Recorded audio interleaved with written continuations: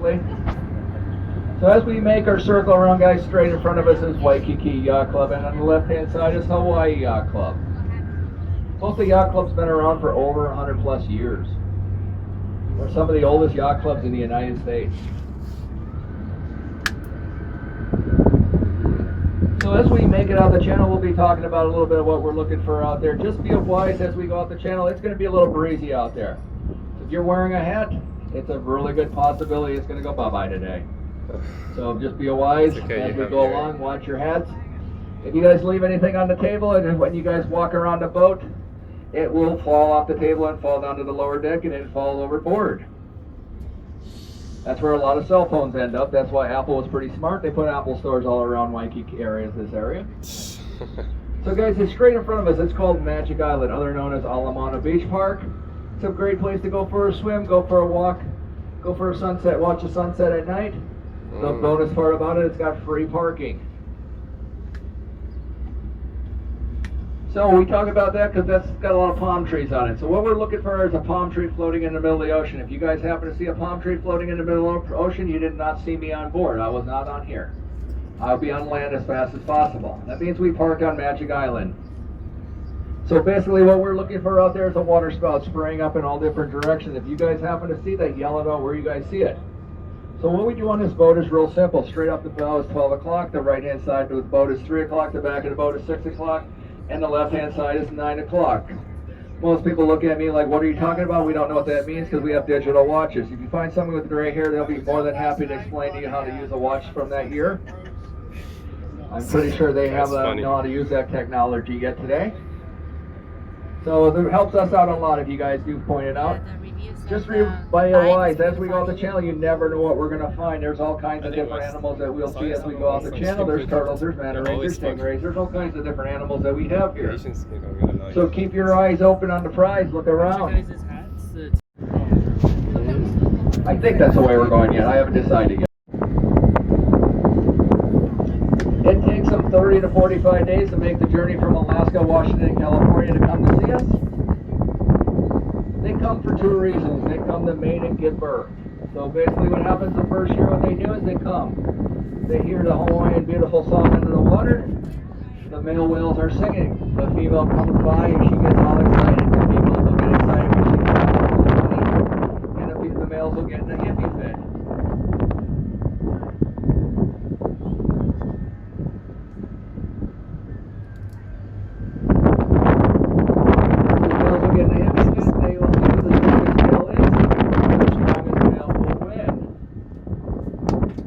To 1,000 to 2,000 feet of water and dive down with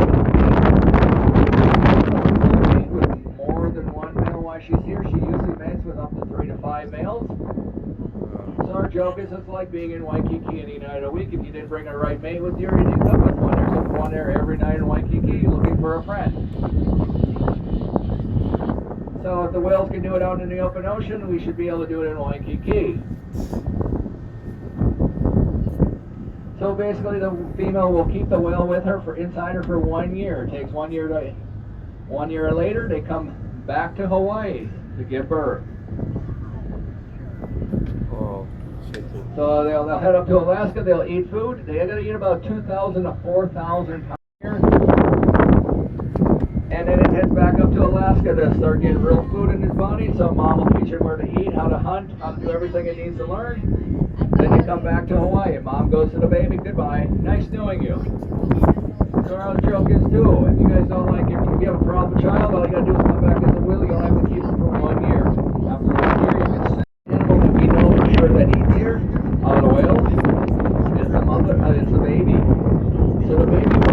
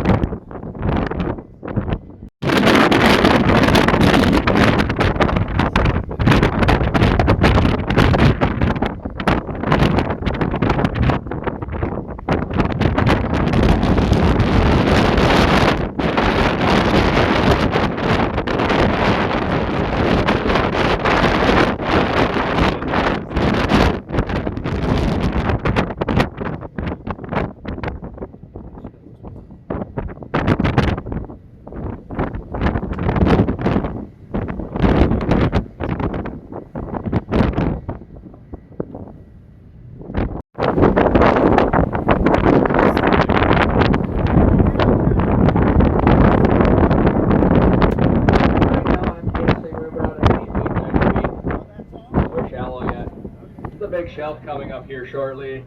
At the buoy up here is 100 feet deep. This boat's really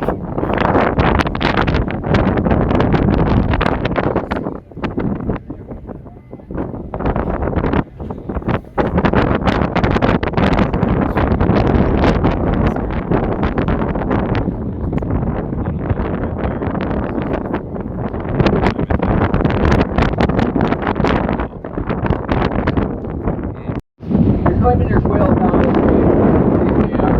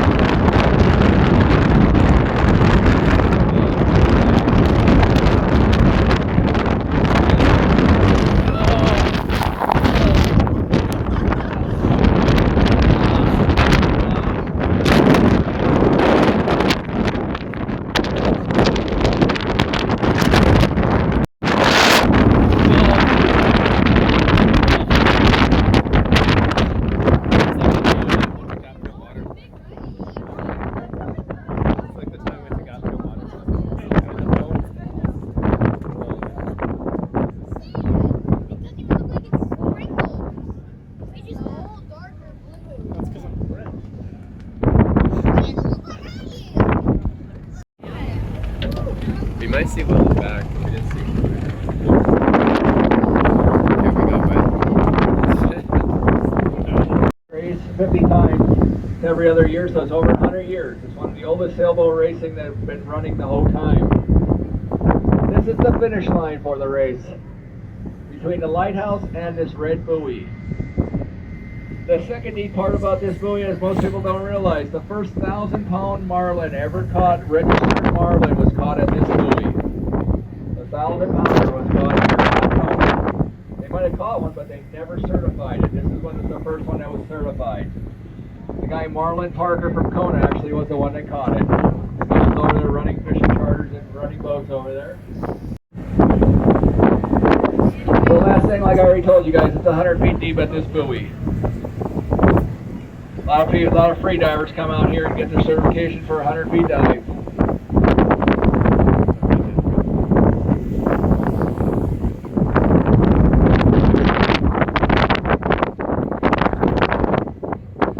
Do everything you can do.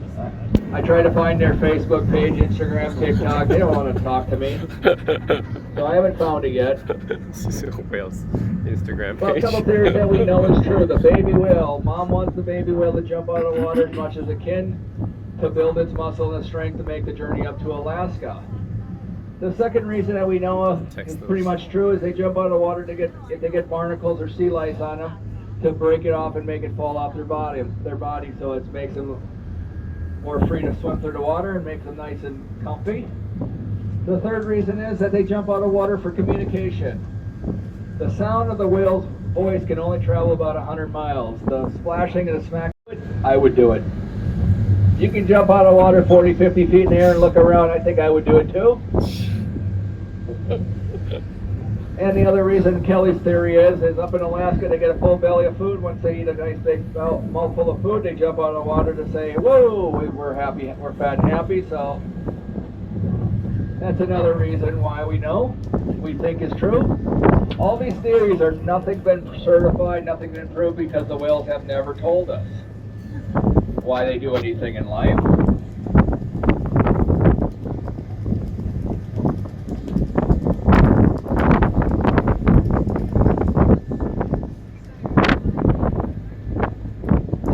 Our whales stay at around 300 to 500 feet of water.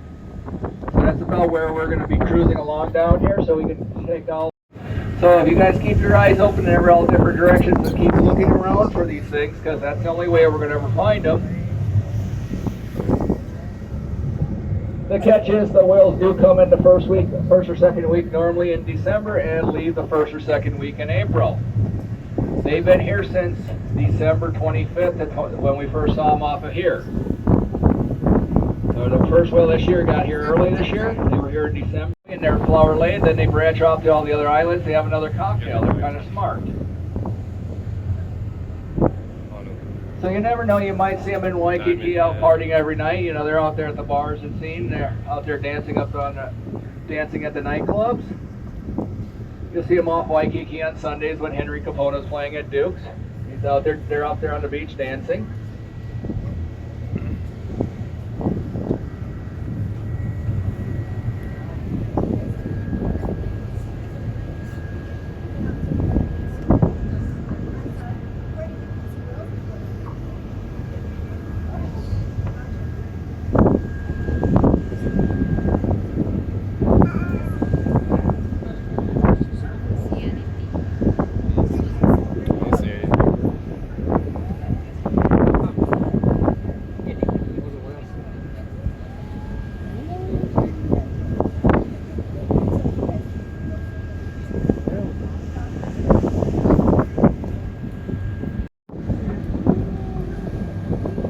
So as we go along, like I said, you keep your eyes open. The only way we can find them is there's no transponders on them. There's no. I've been asking people around why we never put a GPS on these whales or anything like that. Nobody can answer that question. It's just been a rule.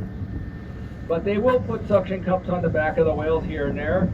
And basically what that is, a little thing that goes on the back of the whale. The maximum it can stay on the whale is 4 to 6 weeks. And basically what it does is does a little bit of research on the animals, where they go, how deep they travel, how different spots they travel through. But it doesn't send any information up until it falls off the whale. We have to go back and find it, and it sends up a pinger where it fell off, and then they go back and retrieve it. So that's a little bit of the only research that we have about how they travel. There's a lot of stuff we don't know, how they travel, the way they travel straight from here to Alaska. We know most of the whales go from here to California, then up the coastline. But then again, we got some that go out straight across to Alaska from here. So a lot of people ask, what the whales have any predators, anything out here like that? They really don't. We do have pilot whales. We did have the great killer whales that came through Hawaii this year early in November. They were the closest they ever came to land, but they can't stay around here too long. The water's too warm and there's not much for them to eat. We grab it and we drag it out to the open ocean and we let nature take care of it. There's nobody that wants to bring a 100,000-pound animal on the beach and figure what to do with it. So we drag them out to the open ocean and we let them go. So that we don't even know like I said, how old the whale can actually live. There's a lot of other stuff we don't know. We don't know how long a whale can have babies. We believe they can have 40 babies in their lifetime, so that would be 80 babies. 80 years.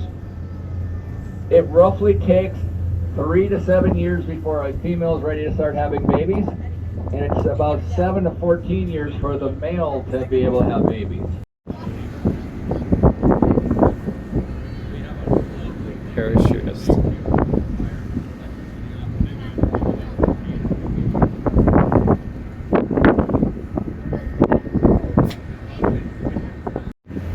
Sadly, we did not get to see any whales today, but we do get a good view of Honolulu in the background, and Diamond Head back one over there. So it's a nice sailing trip regardless.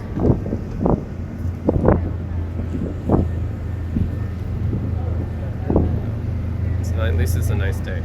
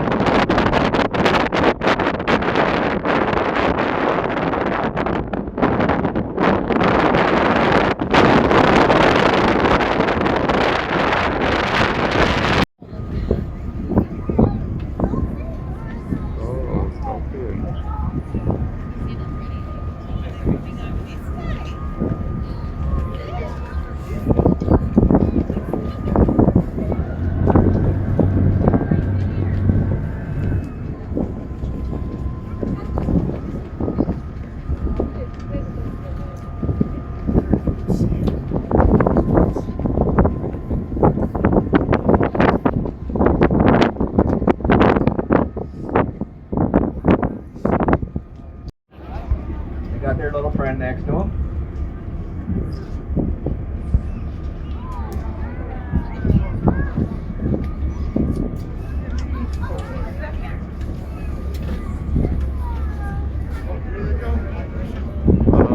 Dolphins. They're over here.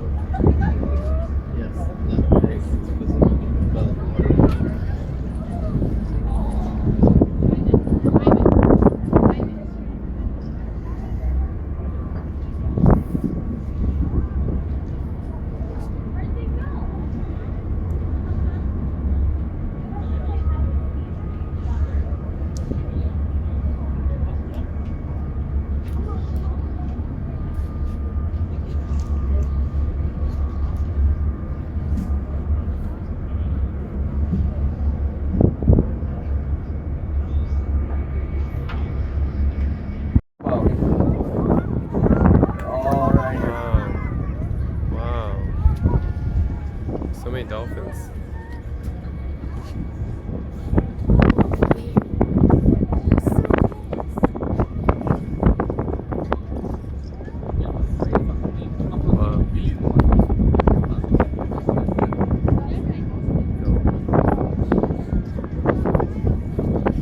Wow, so many. So many.